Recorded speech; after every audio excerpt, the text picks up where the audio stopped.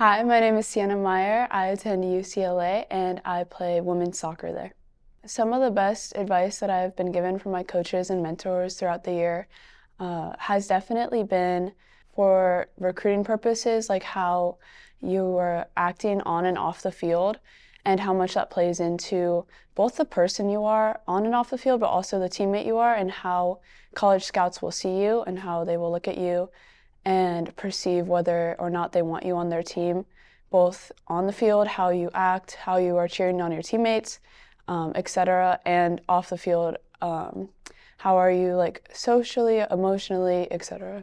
That's probably the best advice I've received. In my training regimen, probably the most important things I focus on are consistency in the types of workouts that I do, because doing one workout one day and that's the only time you ever do it for a year will really not get you anywhere. So I try to mainly focus on fitness consistently and different types of it over time, as well as plyometrics, like how you're jumping and moving, especially with tall players. The cleaner and better you move, the more advantages you have. And also a lot of just ball skills and touches all the time. The more touches you can get, the better. Some challenges I've had to face in my soccer career so far have been, first off, I had a broken ankle injury and I had to get surgery on it in 6th or 7th grade. And that definitely made me appreciate the sport a lot more. That was the biggest way I could overcome it, was it made me realize how much I actually loved being on the field, especially in that time during middle school, such a transitionary period in your life. It really kind of pushed me towards the sport. I still tried to work out as much as I could during that, and the recovery and whatnot made me really appreciate the health of my body and how I can still play the sport now. And another one would be COVID-19 quarantine. We were locked down for so long, and that also just made me really appreciate the sport. And I found ways to train throughout that, whether it be with my dad, maybe with some friends, socially distanced. And it was nice because it was all outside, but it definitely, all the challenges I've had have made me appreciate the sport so much more. My recruitment process started probably my freshman year, just with coaches looking at us, even though they can't talk to us till June 15th of in between our sophomore and junior year. But they started coming to our showcases for the ECNL League about freshman year, and we weren't talking to them, but we were emailing them our schedules and whatnot, and we'd have about 50 coaches a game back then, and then once it hit a few months before June 15th, we had about 100 to 150 coaches each showcase, and I would be emailing them. I didn't post too much on social media for that, but I did send in some clips, some videos, which I think probably helped, which is good. And then when June 15th hit, I got some texts from different coaches across the country, different schools, D1s, D2s, D3s, all the different ones, and then started talking to them, went on some officials for some variety of schools, one of them being UCLA, and then I fell in love with UCLA pretty quickly, and I knew I wanted to come here.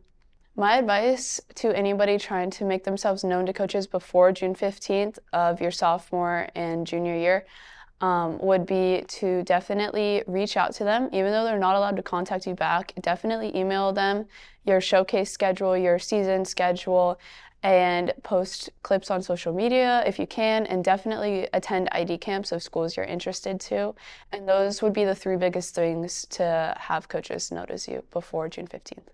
Some recruiting advice I would give to high schoolers when they're interacting with coaches and picking what school is best for them would first off obviously be super polite to the coaches, and remember although when you're interacting with them they're sort of evaluating you, you want to be evaluating them too as a person, because this could be your coach for the next 4 years potentially, especially when picking a school.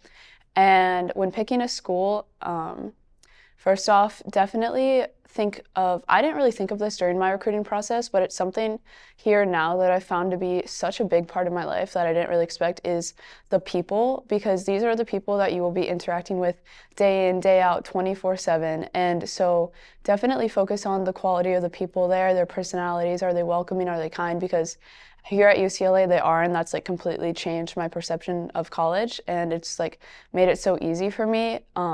what originally when I was picking schools, I was looking more at like academics, team history, location, but definitely focus on the people aspect of that as well because I did not know how much of a difference that would make um, for my like, quality of my experience here so far.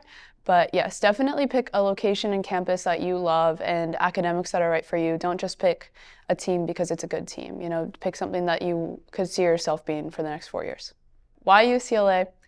I chose UCLA because I immediately stepped onto campus and kind of just my brain like clicked with it. And all the people were so welcoming and so friendly. And I loved the facilities. I knew the academics were going to be right for me for my major because I want to be a medical major. And I knew UCLA was a great place for that.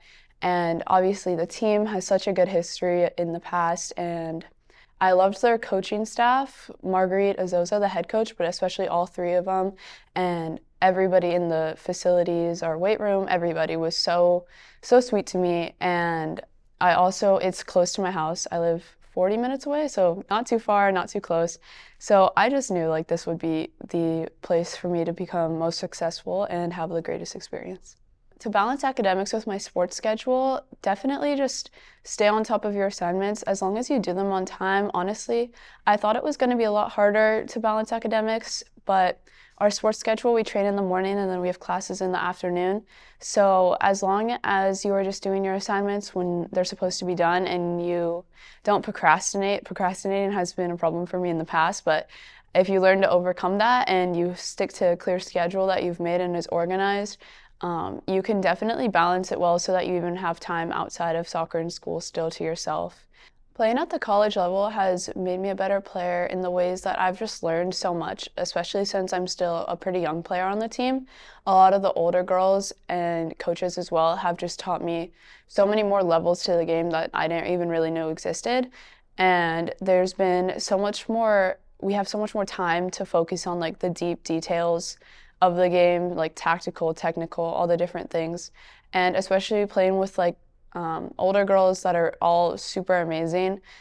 It's definitely challenged me on the field with my speed of play and my speed of thought as well. But overall, I think it's helped me improve as a player and will continue to help me improve for sure. So for NIL, I've had a couple smaller deals so far. I'm hoping to have maybe my dream one would be either a deal with Nike, Adidas, Viore, Free People, any of the super big brands. I think that would be amazing. I look up to those brands so much. But I've done a deal with a coffee place, smoothie place. I love those types of like food places so far. And I think I've also done a deal with there's certain like powder created by surgeons because like I'm into the medical stuff. But NIL has been so fun. I really love like all the offers, and it's so amazing that they get to do that for us. Some final advice that I would give to younger high school players that are trying to go to the college level would be just trust the path that you are on. It makes it a lot less nerve-wracking because it's a super nerve-wracking time. But if you just believe that whatever decisions you're going to make or coaches are going to make about you, you just have to know that those are meant to be and those are all putting you to the place that you are supposed to go. You will go where you are supposed to go, whether it be D1, D2, D3, NIA, I think it's called, all the other levels. You will be where you are supposed to be, and all the decisions you've made and all the work you've been putting in has led up to that. So just trust what is happening for you in the present and try not to worry about it because you will end up in the spot where you're exactly supposed to be. Hi, my name is Siena Meyer. I go to UCLA and I'm on the women's soccer team, and you can check me out at Next Level Prep.